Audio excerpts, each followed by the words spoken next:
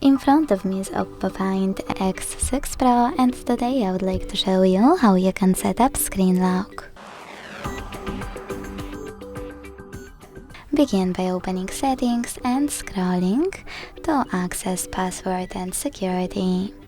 Then click Lock Screen Password and pick one of those login methods: numeric, alphanumeric or pattern. Wait 5 seconds to choose Continue in the pop-up. Create your login method and repeat it to confirm it. Then decide if you wish to enable and set up fingerprint on lock.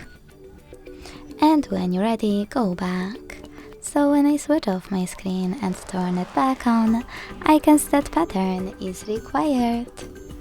Thanks so much for watching. If you enjoyed this video, leave a like, comment and subscribe. Bye!